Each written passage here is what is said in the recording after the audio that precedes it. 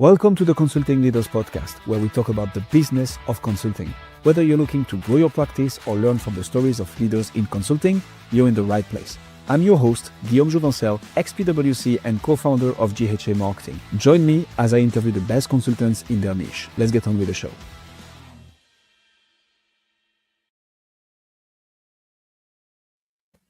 Adam, welcome to Consulting Leaders. Happy to have you. It is a pleasure. Let's jump straight into it. What pulled you into the fantastic, yet a bit stressful world of execution work consulting, especially in high-stakes environments? Well, I cut my teeth at Apple, Microsoft, and a number of internet startups, and then started consulting in the early 2000s. And the real theme is what was causing execution failure was not the lack of a schedule or even technical issues.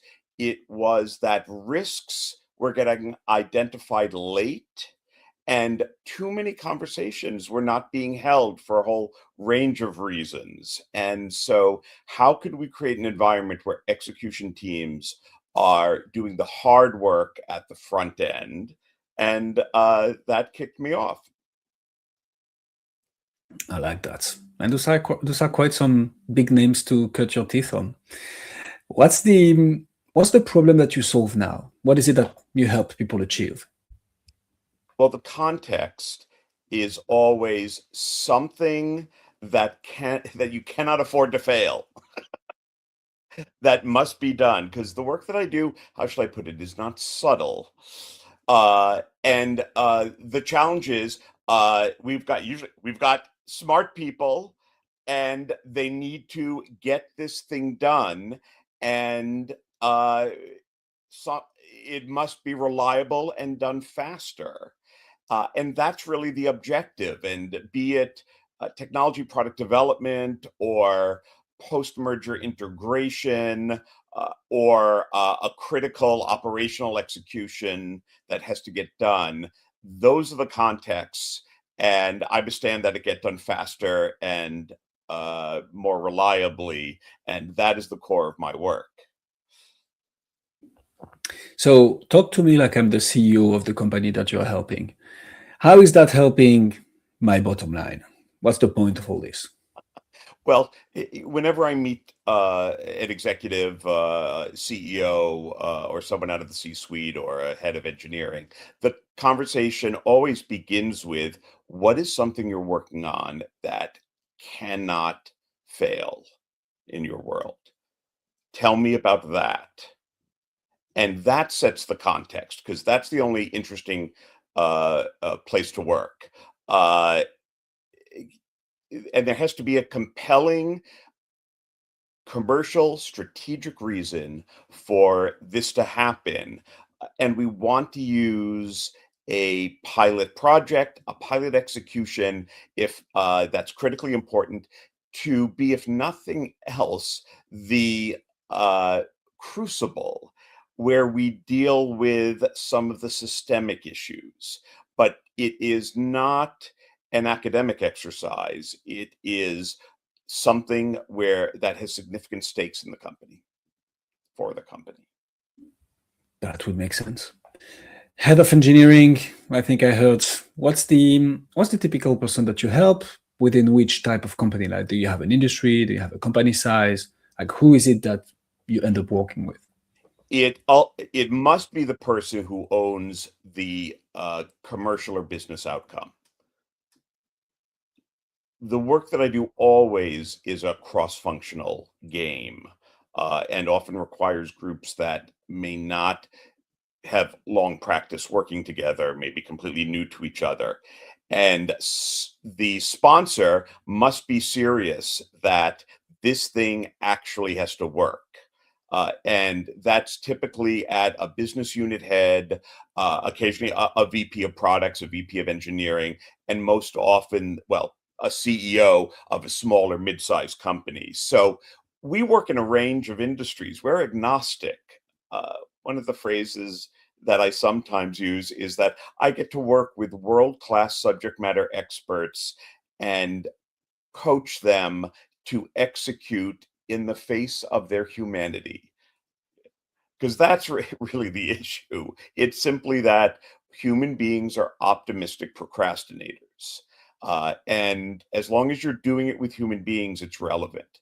But I probably spend about a third of my time in software type companies, ranging from internal to fintech, ad tech, marketing tech, SaaS companies. A third of my time in what I will often describe as high tech. And this will be chemicals, semiconductor, material science, industrial engineering. And then we have some wonderful stories in the last third. Goldman Sachs is a longtime client of ours. And my favorite story is one of our fintech execs got elected to Congress and asked me to work with his team. Those are quite some big names. How do you start a conversation with those people? Let me rephrase actually. How do you market? How do you brand? How do you get out there in a way that attracts Goldman Sachs, Congress? Like, what has worked for you to get the attention of potential clients? Well, to be honest, it is repeat and referral business. That's about 75% of our work. And the referral is usually the referral and the repeat business are people we've worked with in a company, and then they move on to their next company and ask us to work in. One of the classic relationships we have is with someone who was in a fintech startup and eventually became CFO of Goldman Sachs. So I have a 20-year relationship with that person. Same thing in one of our semiconductor companies. God, that relationship is probably 25 years. And we come in when there's hard stuff. So the call will be, we have something that we need to work, and we need to make sure that it actually gets done and has high value. And that becomes the context for the request. What we don't do, and I guess we could put it, we're somewhat selective of who we work with, not as a preference to what they're doing, but there's got to be something at stake, and they've got to be committed to actually making a difference in what's going on. So we tend not to work if someone just wants good training in something, or a brief consult work. That being said, if a repeat client has a special project, then we love to engage with them, and often that leads to strange situations where we have wonderful learning and expand our horizon. So that's interesting, because I think it's pretty clear what stage they need to be at to start working with you, Adam. So the reason I'm kind of drilling down on this is we will have consultants listening to us, right, who are B2B coaches who are like, hey, I'd love to work with Goldman Sachs, or actually having members of the Congress or Congress working with me, or me working with them, would be absolutely fantastic. Beyond the interest of the money, obviously, but it's also the name that you add, the logo that you add to your portfolio, potentially the connections that this gets you, right? So in your case, can you tell us a bit more about how you get there? Let me maybe rephrase the question a bit. When we go on your website, we see that you're huge on proof, right? The amount of client testimonials that you have on the website is fairly impressive. You've put in place some things that attract this type of people, right? I suspect Goldman Sachs wouldn't go and work with someone who's zero proof or never worked with anybody they know whatsoever. So marketing wise, how do you get the attention of those people, and how do you retain it? What channels do you use to do that? Okay, good. Let's get specific. And we're still figuring some of this out. You're catching us mid-pivot. And so you're probably looking at the Celerity Consulting website, but the one we just launched along with a shift in positioning is the Risk Upfront website, named for our methodology, but you'll notice it is very not methodology first.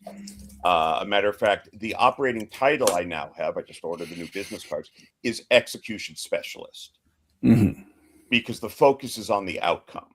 So in the same way that you might want a heart specialist or a litigation specialist, when you have this problem, then I understand that the solution happen. And the fact that I have a set of tips and tools is secondary. So wish us luck on that. We're running lots of experiments, but it seems to be resonating, and it most reflects the core of the work that we've really been doing over the last couple of decades. Now, in terms of marketing and getting into to speak to your audience, so there is nothing like getting a warm referral, which you know. But that may just be someone in your network who is a friend of someone else. Our first venture capitalist firm happened to be related to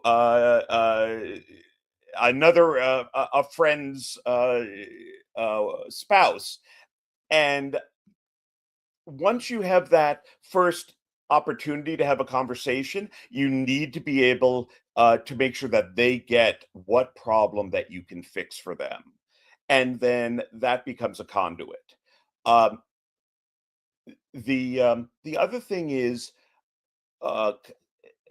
one thing that has worked is occasionally on conferences, speaking opportunities, or just being able to meet people who are who have a problem and are searching for a solution, not other consultants, right? So you want to pick the industry that you want to play in. And if you can start with an industry, this is like Jeffrey Moore, Crossing the Cavern,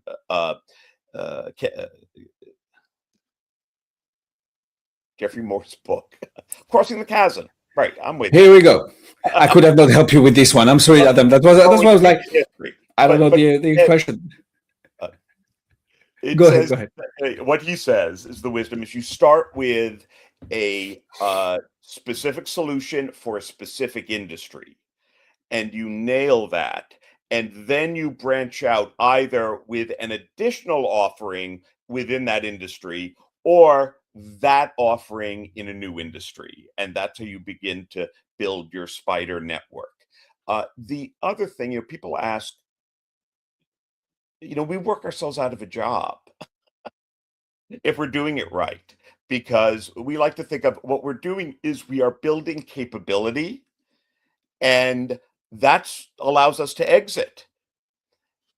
And then we get called back in when the next big leap happens. So this can happen within a startup. So we will work with, I love working with my startups that have a team that have to get it right this time. So heroics may have become the plan, and now we need to switch something that is repeatable and scalable. In larger companies, you solve a problem and exit within a particular area and a particular client within the larger company.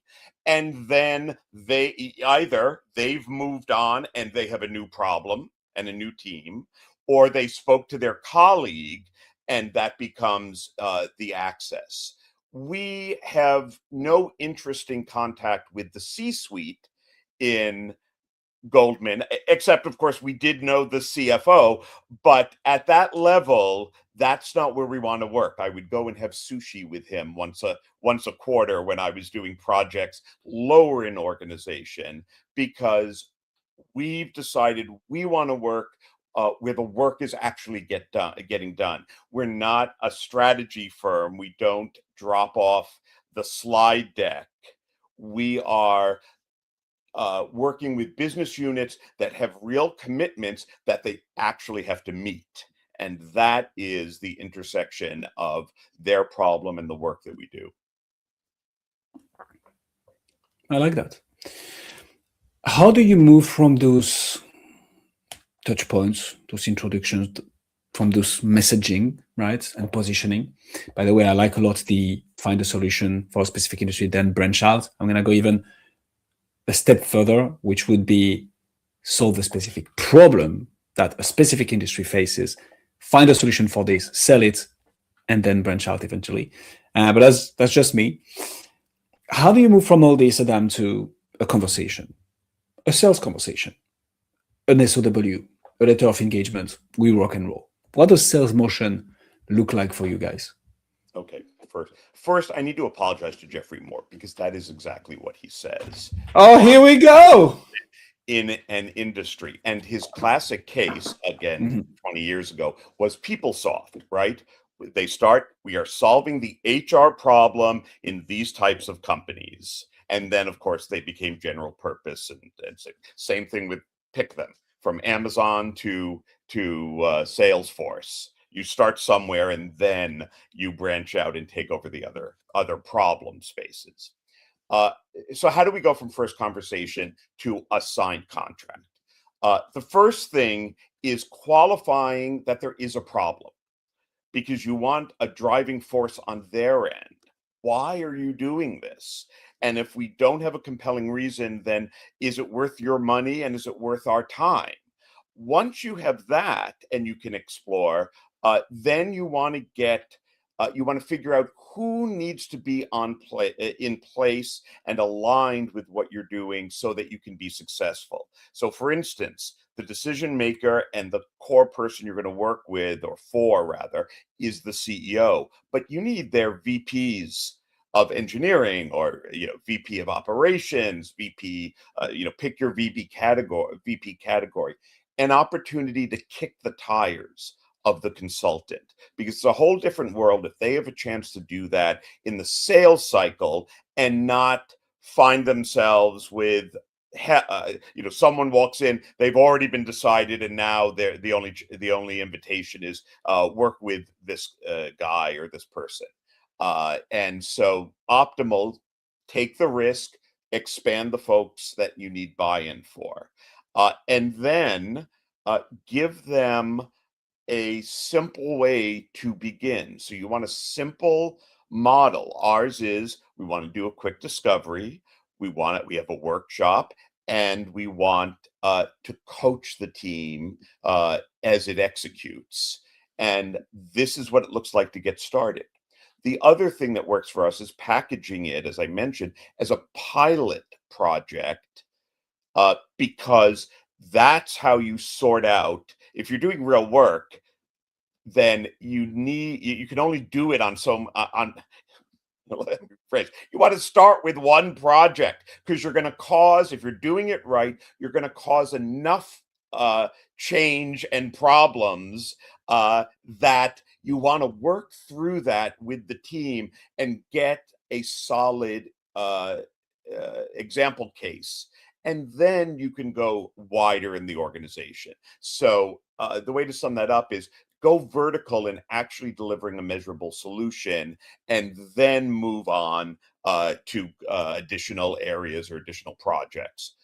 And you'll be surprised how many of the changes that had to get made simply to execute on the pilot have caused upgrades in a much wider scope in the organization. And our model is we're at will. There's no, there is no retainer or commitment. We need agreement and a PO that will make sure that there's a meeting of the minds on getting through a pilot, but we serve at the pleasure of the client. And we've actually experimented with retainers, and that is less interesting because we want to be useful. And from both an integrity perspective and an enjoyment perspective, that's how we want to operate in an organization, as opposed to they're committed for 6 months, whether they want it or not. And so we have very little terms and conditions. We want to make sure our IP is respected, and our invoices are paid in a timely way. And other than that, we're happy to defer to the contracting process within the organization. I like how you still apply the principles of I don't remember the name of the guy that you quoted, but around you solve something specific first and then you branch out. You do the same with clients, which makes sense. We talk a lot about having a foot in the door on this podcast, especially for very high ticket consulting. At the end, people are probably not going to go ahead and pay you multiple six figures from the get-go, right? You start with a small project, you help there, you showcase amazing results, you identify the next steps, potential opportunities, and since you've built trust and authority in the meantime, then you're able to sign for much, much higher and longer projects. A bit of retention question, Adam. We've talked a lot about marketing, sales, which are my favorite topics in case people didn't know yet. But talk to me about retention. How do you, once you get that foot in the door, what are the things that you have tactically implemented to actually ensure or optimize the likelihood, increase the likelihood of retaining those clients, keep on providing value, and of course, keep on billing them? How do you do that? Well, the table stakes are adding value, right? And there's nothing wrong with asking the people you're working with within a company to say, do they know people within the company or in their ecosystem who would enjoy having a conversation and learning what we do? And that is the highest leverage activity you can do to get it, because you're generating a warm referral. And do capture, here's something we've historically not been great at, but it is so important. You may have caused a big difference in the company. The reference you want to get includes some kind of commercial input. You may have just saved the company by getting a particular problem solved. Ask them, what is that solution being solved really worth? And that should be part of your references and to build that. And then the other thing, obviously implicit in what I'm saying, is gather references. I started gathering them on LinkedIn long before it was popular, and I get comments now and then. I've never seen someone with 120 recommendations on their LinkedIn. And of course, that becomes marketing fodder. One thing that's very useful about that is they've gone on the record publicly. So you don't have a big conversation. You don't have to have a conversation again about, can we use this in marketing material, et cetera, because it's there for everyone to see already on LinkedIn. The magic for us has been these multi-decade relationships with individuals. I have folks that have brought me in to 4 or 5 different companies. Mm-hmm. And if your work makes a difference, a real difference on the individual basis. I mean, I work with professionals whose professional life is such an important aspect of their life that when that's going well, their lives go better. And that is what causes the individual, when they change circumstances, to call them probably the dearest recommendation or just thank you letter email I ever got was from the wife of one of my clients. Impacting lives on the personal level. I like it. As to the 120 recommendations, that is impressive, but I'm coming for you, Adam. And you'll have another example of someone getting that many recommendations. Yeah, excellent. Excellent. I love the competition, because I have to remind myself to harvest that out of a successful engagement, and it's got to be part of the engagement management process, not just over on your business development activities. Oh, I want to go ahead. Just one more thing to that. Here was the huge surprise. Before I started getting the LinkedIn recommendations or asking for them, I would make sure I got the CEO and the VP of engineering. But with LinkedIn, I would send requests to the working folks or the lower level managers. And what came back were some of the most touching recommendations that I've ever gotten. So that is also a shift in paradigm. Don't just harvest this from the most senior folks. Get it from the people whose lives you've impacted. Amen to that. I'm going to double down on one thing because I think this is so critical, so key, and hopefully that will help people listening to us right now. You need to ask for those recommendations. People are happy to give them, but and I would know with the podcast as well. Like, people are happy to give it, but the likelihood that they just think about it, take action, go on LinkedIn, write the recommendation, click on send, all by themselves without you prompting them, is like, it's not zero. Proof is people give them. But sometimes when you do a kick-ass walk with a super client, they just won't think about it because they are focused on their business, on what they have to do, on their position. Prompting them to do it, like, hey, no obligations at all. That's how we like to frame it. But like, if you had a great time, if that worked for you, if the results are satisfying, it will mean the world to us if you could leave us a review, testimonial, case study.